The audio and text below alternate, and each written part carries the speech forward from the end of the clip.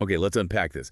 We've received a stack of sources digging into a recent, really explosive confrontation happened live on the American Spotlight stage. Right, and the setup from these descriptions, it sounds like pure television drama, doesn't it? It really does. You can almost picture it, the studio lights, that thick sense of anticipation. And the host, Jack Harper, apparently framed it right away as a clash between comedy and truth.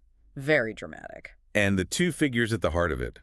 Karoline Leavitt, described as the youngest White House press secretary ever, and of course the comedian Trevor Noah. Yeah, leave it. The sources paint her as coming in quite aggressively. Media warrior, they called her. Claiming she had some kind of secret, right? Something that would leave Noah speechless. Exactly. That was the setup. Meanwhile, Noah's there, apparently with his usual grin. But maybe a bit wary. The sources mentioned a glint of caution. Like he sensed something was coming. And the audience, described as taut as a wire. Cameras zoomed in, applause mixed with boos. Sounds intense, like a boxing match, one source said. Yeah, definitely leaning into that confrontational vibe. So our mission here, for you listening, is to really walk through this intense back and forth just based on the material we have. Right. We'll look at the specific claims, the alleged evidence, the responses, how it all built up. And the fallout. The reactions were apparently huge and incredibly varied. We need to cover what these sources say about all of that. Okay, so where do we start? Headlights, opening salvo. Yeah, let's begin there. Oh. According to the sources, her initial position wasn't just that Noah was a comedian she disagreed with. No, it was much sharper. She reportedly called him a manipulator hiding behind laughs. Using comedy to sow bias and attack people who don't share his ideology, that's a heavy charge. And she specifically mentioned The Daily Show, didn't she? Claiming he'd turned it into a propaganda weapon. Specifically smearing President Trump with carefully crafted jokes. Yeah. She reportedly called it a straight-up smear campaign. Okay, so strong opening, but then came the big reveal, apparently. This is where the sources say she claimed to have actual proof, not just talk, but verified documents. And the core allegation, that over 3 years, Trevor Noah received, get this, $2.5 million. From a specific nonprofit, right? Based in San Francisco. Yeah, and crucially, she alleged it was funded by anti-Trump billionaires. And the alleged purpose of this money. According to Leavitt, as reported in the sources, it was specifically to produce comedy segments targeting Trump and the MAGA movement. The goal being to undermine public trust. That's the accusation. So what was this proof she supposedly had? Did the sources get specific? They did. She reportedly mentioned having emails from Noah's team.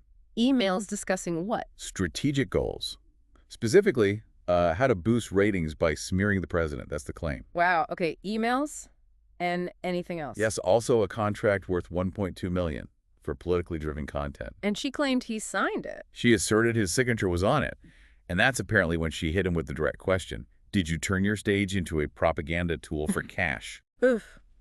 Okay, so how did Noah react to that? The sources must detail his response. Well, initially, laughter. That's what the reports say. Laughter, like he wasn't taking it seriously. Yeah, he reportedly asked if it was a Hollywood script or a Mar-a-Lago one. Kind of dismissive. Okay. But her claims were pretty specific. Did his tone change? It did, according to the accounts. Okay. When she got into the details of the documents, his voice apparently grew steely. And he denied it. Vehemently. Called the documents a sham, flatly denied taking a cent from any organization to smear Trump. So what was his explanation for his show's content then? His defense? Pretty straightforward, based on the sources. He said Comedy Central funds the show, period, and his jokes. He insisted they're based on facts. Did he give examples? Yeah, the sources mentioned him citing things like Trump's reported number of tweets bashing the media in 2020, like 3,200 or something. Okay. Using specific data points. Right. Or referencing comments about the pandemic being called a hoax, things like that. His point was the material comes from reality, not secret funding. And did he just defend himself, or did he hit back? Oh, he hit back. The reports say he immediately turned it on Leavitt. How so? Suggested she check her own mirror, or better yet, the one at Mar-a-Lago. Implying she was the one who was scripted? Exactly. Scripted, directed, and starring Trump, was the reported quote.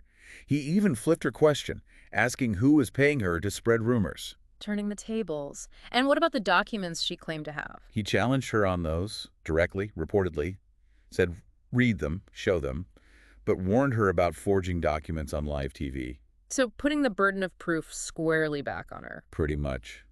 But Leavitt, according to these sources, didn't back down. She pushed harder. What else did she claim? She reportedly cited another piece of alleged evidence, an email, supposedly from his own executive producer, Saying what? discussing the need to ramp up anti-Trump content to keep young viewers. That was the claim. And she brought up that $1.2 million contract again. Doubled down on it. For a special media campaign, she called it. And reportedly asked him, sarcastically, if he called that artistic creativity. The tension must have been palpable by this point. Absolutely. And then, according to the sources, came what seemed like her final, biggest piece of alleged proof. A video. A video? From where? She claimed it was from behind the scenes of The Daily Show. And what did she allege was on this video? She claimed it showed Noah saying, quote, "We need to target Trump to keep ratings. That's the strategy. What do you call that, comedy or dirty business?" Oh, that's quite a specific quote. Did she offer to play it? She reportedly challenged him to play it, right then and there, dared him. And Noah's response? Called it fake, called it slander, flat out denial. Okay, so accusations flying, denials, challenges. How did it end? The sources mention a dramatic conclusion. It seems Leavitt shifted tactics slightly. She challenged him to public political debates. Debates? Why? Her angle, reportedly, was, if you're innocent, why haven't you debated politicians since leaving The Daily Show? Prove you're not afraid of tough questions. And Noah's reaction to that challenge? Anger and frustration, according to the accounts. He apparently shot back, let's debate right now. Oh. So he accepted. Well, yes and no. He immediately followed up by accusing her of just wanting a stage for Trump, basically saying it wasn't a genuine offer. Okay. Framing it as a political stunt. Right. And then, the sources say, he launched into this monologue. What was the gist of it? That he wasn't there to play word games. That he believed in exposing truth, using facts. Did he cite more examples? Yeah. The sources mention him bringing up fact checks, like PolitiFact counts of false claims by Trump versus Biden's dodges on economic questions. Something like 1900 versus 450. Trying to show his basis is in verifiable data, I suppose. Exactly. He reportedly said he doesn't work for parties. He works to make the audience think. Even threw in a figure about security costs for Trump rallies, like $3.2 million since 2022. So making a case for his independence and fact-based approach. Right. And then he declared he wasn't afraid, but he refused to play this dirty game. And that led to the walkout? That's when it happened, according to the reports. Yeah. She tossed the microphone. Literally dropped the mic? Well, tossed it. Okay. And walked off the stage, saying he wasn't leaving because he lost, but because he wouldn't sell himself out. Wow. Okay, so silence on stage. What happened next? Not silence for long. The sources say Leavitt immediately started her own monologue. Saying what? Claiming he ran from the truth, that she came to defend Trump and millions of Americans, and Noah's version of truth just vanished when challenged. And the host, Jack Harper. Declared it an unforgettable moment, according to reports, which I suppose it was one way or another. And backstage, any glimpse of that? Just a snippet about the producer, Sarah, apparently wrestling with whether it is a complete disaster or TV gold. Probably a bit of both from a network perspective, I can imagine. Okay, so the immediate aftermath in the studio.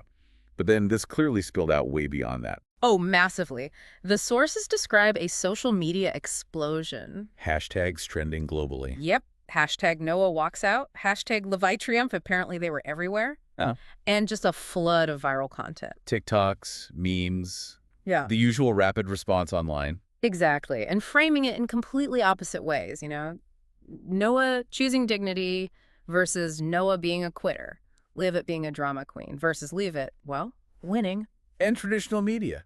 How did the sources say they covered it? Predictably, it seems. Largely down partisan lines. So, outlets like Fox News. Hailed Leavitt as a MAGA star, according to the reports, portrayed her as taking down Noah, called him a coward for walking off. Then on the other side, CNN, MSNBC. The sources say they defended Noah, framed him as a symbol of principle who rightly refused to engage in a slander game. But also questioning the cost of Leavitt's win, perhaps, for her credibility. Yeah, raising questions about the tactics and the evidence or lack thereof shown on air. And the late-night shows must have had a field day. Oh, you know they did. Reports say they jumped right in with sketches and commentary. It was perfect fodder for them. Was this just a U.S. story, though? Or did it get international attention? It definitely went international, according to the sources, especially in South Africa, understandably. How's it viewed there? Reports suggest Noah was seen largely as a victim of toxic American politics caught in the crossfire. Interesting. And elsewhere. Europe. European papers, according to the accounts, used it more as a moment to reflect on the deep divisions in the U.S. and how humor itself is becoming such a political weapon. We also saw mentions of reactions from celebrities, activists. Right, everyone seemed to weigh in. And there was that independent journalist's post that went viral asking, does media still have room for truth? Pretty pointed question. It really is. And the sources even touch on the personal impacts, which is fascinating. The producer, Sarah. Yeah, reportedly caught in the middle, dealing with threatened lawsuits from Noah supporters and getting praise from conservative groups. Huge ratings, but immense pressure. And Trevor Noah himself. How did the sources describe his state afterwards? Alone in his apartment, feeling a rare loneliness. That's the description. Not regretting his decision, apparently, but reflecting on his whole journey, maybe even questioning his path forward. That's quite personal. Though it does mention notes for a new project giving him a spark of hope, so perhaps not a total withdrawal. And Karoline Leavitt, her perspective. Sources paint her as feeling victorious, believing she spoke for millions, ready to take on a bigger role, maybe lead in the political landscape. And she gave a press conference later. Reportedly, yes. Which, according to these accounts, further cemented her status within her political circles. Okay, so bringing this all together now, we've walked through the confrontation, the claims, the denials, the walkout, the explosion of reactions. What does this whole episode, as laid out in these sources, really tell us? What's the takeaway for you, the listener? Well, it's definitely more than just a TV spat, isn't it? It feels like a microcosm, a really sharp window into how media, politics, and the very idea of truth clash today. What strikes me is how the sources show this one event becoming an instant Rorschach test. Exactly. A mirror reflecting the deep divisions. You see Noah as principled or a coward, Leavitt as truthful or a partisan actor, depending entirely on your existing viewpoint, it seems. And the sources really highlight how difficult it is to find common ground or even agree on what happened when everything gets filtered through these intense partisan lenses. And amplified instantly by social media, by X, by everything else. There's no time for nuance, really. It also forces that question about comedy's role, doesn't it? The one the sources raise. Yeah. Is it just entertainment? Is it a tool for manipulation? Can it actually expose truth? Or maybe, as you suggested, it's potentially all those things at once, depending on who's wielding it and who's watching. The sources themselves seem to offer some reflections on navigating this, like defending truth requires patience, maybe more than just an emotional reaction. And that sometimes stepping back, like Noah did, can be about values, while standing firm, like Levi did, shows conviction. Both actions have power, but very different interpretations. It also seems to nudge us towards seeking truth through, actual dialogue where possible, reliable sources. Using data, sure, but being really careful about claims that aren't verified on the spot, like those documents or that alleged video. And maybe trying, as hard as it is, to listen to different perspectives and question our own assumptions before jumping on a headline or a meme. Which brings us back to that final question the sources leave hanging. Who really wins when the spectacle overshadows the substance, when truth gets left behind? It's definitely something to think about, especially as you navigate the information you encounter every day.